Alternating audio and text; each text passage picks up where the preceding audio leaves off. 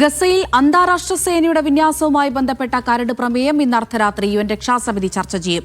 വിദേശ സേനയുടെ സാന്നിധ്യം ഗസയിൽ അനുവദിക്കില്ല എന്നാണ് ഹമാസിന്റെ മുന്നറിയിപ്പ്. ഒരു ബന്ദിയുടെ മൃതദേഹം കൂടി ഹമാസ് ഇസ്രായേലിന് കൈമാറി. ഇനി വെറും 2 മൃതദേഹങ്ങൾ മാത്രമാണ് കൈമാറേണ്ടത്. പ്രതികൂല കാലാവസ്ഥയിൽ ഗസയിലെ ജീവിതം കൂടുതൽ ദുരിതപൂർണമായി മാറിയിരിക്കെ 3 ലക്ഷം ടെന്റുകൾ ഉടൻ ലഭിക്കണമെന്ന് ഗസ സർക്കാർ മാധ്യമ ഓഫീസ് അറിയിച്ചു.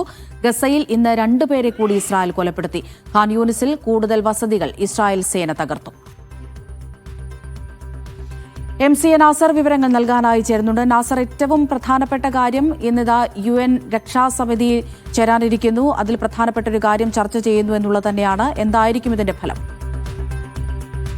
അമൃത, ഇതിൽ ഏറ്റവും പ്രധാനപ്പെട്ടത് ഈ ഗസയുടെ പുനർനിർമ്മാണം, അതോടൊപ്പം തന്നെ യുദ്ധാനന്തര ഗസയുടെ ഭാവി, അതിൻ്റെ സുരക്ഷയുമായി ബന്ധപ്പെട്ട നിർണായകമായിട്ടുള്ളൊരു നീക്കം എന്ന നിലയ്ക്കാണ് ഇപ്പോൾ അന്താരാഷ്ട്ര സേനയെ ഗസയിലേക്ക് വിന്യസിക്കാൻ വേണ്ടി അമേരിക്ക മുന്നോട്ട് വെച്ച ഒരു പ്രമേയം. ആ കരട് പ്രമേയമാണ് ഇന്ന് അർദ്ധരാത്രിയോടുകൂടി വോട്ടിനിടുന്നത്. ആ വോട്ട് അനുകൂലമാണെങ്കിൽ മാത്രമാണ് അന്താരാഷ്ട്ര സ്വഭാവത്തിൽ വിവിധ രാജ്യങ്ങൾക്ക് ഗസയിലേക്ക് സേനയെ അയക്കാൻ സാധിക്കുക. അതുകൊണ്ട് തന്നെ പല രാജ്യങ്ങളും ഇക്കാര്യത്തിൽ ഒരു തീരുമാനമെടുക്കാൻ വിസമ്മതിച്ചത് ഈ UN-ന്റെ ഒരു അംഗീകാരം ഇത്തരമൊരു പ്രമേയത്തിന് ലഭിക്കുന്നത് വരെ തങ്ങൾ കാത്തിരിക്കും എന്നായിരുന്നു. ഇത്തരമൊരു ഘട്ടത്തിൽ ഇന്ന് രാത്രി കൊണ്ടുവരുന്ന ഈ പ്രമേയം ഏതർത്ഥത്തിലായിരിക്കും രക്ഷാസമിതി സ്വീകരിക്കുക എന്ന കാര്യത്തിൽ ഇപ്പോൾ പോലും അവ്യക്തതയുണ്ട്. എന്തായാലും പല ഭേദഗതികൾ വരുത്തിക്കൊണ്ടുള്ള ഒരു പ്രമേയമാണ് ഇപ്പോൾ അമേരിക്ക മുന്നോട്ട് വെച്ചിരിക്കുന്നത്. അതിൽ ഏറ്റവും പ്രധാനമായിട്ട് ആവശ്യപ്പെടുന്നത് ഗസയുടെ സുസ്ഥിരമായിട്ടുള്ള ഒരു സമാധാനവും അതോടൊപ്പം തന്നെ ശാശ്വതമായ സ്വഭാവത്തിൽ ഈ ഫലസ്തീൻ പ്രതിസന്ധി പരിഹരിക്കാനുള്ള ഒരു നീക്കം എന്ന നിലയ്ക്കാണ് ഈ അന്താരാഷ്ട്ര സുരക്ഷാ സേനയെ ഗസയിലേക്ക് വിന്യസിക്കണമെന്ന് ഈ കരട് പ്രമേയത്തിൽ ആവശ്യപ്പെടുന്നത്. അതോടൊപ്പം തന്നെയാണ് ഗസയിലെ പലസ്തീൻ ജനതയുടെ സ്വയം നിർണയാവകാശവും അതോടൊപ്പം തന്നെ ഒരു രാഷ്ട്ര രൂപവൽക്കരണത്തിനും അതിലേക്ക് നയിക്കുന്ന വളരെ നിർണായകമായിട്ടുള്ള ഒരു ചുവടുവെപ്പ് കൂടിയാണ് ഇത് എന്നുകൂടി ഈ പ്രമേയത്തിൻ്റെ ഭാഗമായിട്ട് വ്യക്തമാക്കുന്നുണ്ട്. അപ്പോൾ 2 കാര്യങ്ങളാണ് ഇതിൽ പ്രധാനമായിട്ട് വരുന്നത്. ഒന്ന്, ഒരു രാഷ്ട്ര രൂപവൽക്കരണം എന്നില്ല, അക്കാര്യത്തിൽ തികഞ്ഞ അവ്യക്തതകൾ നിലനിൽക്കുന്നുണ്ട്. അതോടൊപ്പം തന്നെ വിവിധ രാജ്യങ്ങൾ ഗസയിലേക്ക് സേനയെ അയക്കണമെന്നതാണ്. ഏതാണ്ട് 20,000 സൈനികരെയാണ് ഗസയിലേക്ക് ഇതുമായി ബന്ധപ്പെട്ട് നിയോഗിക്കാൻ അമേരിക്കയും അതോടൊപ്പം തന്നെ മറ്റ് വൻശക്തി രാജ്യങ്ങളും ആലോചിച്ചുകൊണ്ടിരിക്കുന്നത്. ഇതിൽ ഏതെങ്കിലും കൃത്യമായിട്ടുള്ള ഒരു ഉറപ്പ് ഇന്തോനേഷ്യ മാത്രമാണ് ഇപ്പോൾ നൽകിയിരിക്കുന്നത്.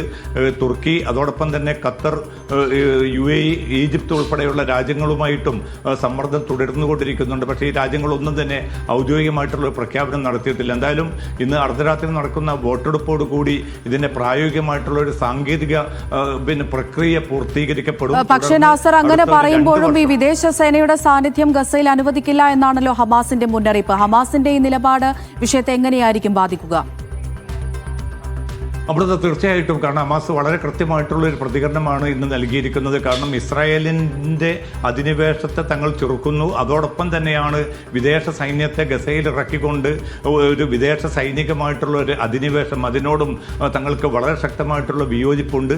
ഫലസ്തീൻ ജനതയുടേതായിട്ടുള്ള ഒരു മന്ത്രിസഭയോ ഒരു ഭരണ സംവിധാനമോ രൂപപ്പെടുക എന്നതാണ് പ്രധാനം. അത്തരമൊരു ഭരണ സംവിധാനം രൂപപ്പെടുകയാണെങ്കിൽ ആ ഫലസ്തീൻ ഭരണ സംവിധാനത്തിന് വേണ്ടി തങ്ങളുടെ ആയുധങ്ങൾ കൈമാറാൻ ഒരുക്കമാണ്.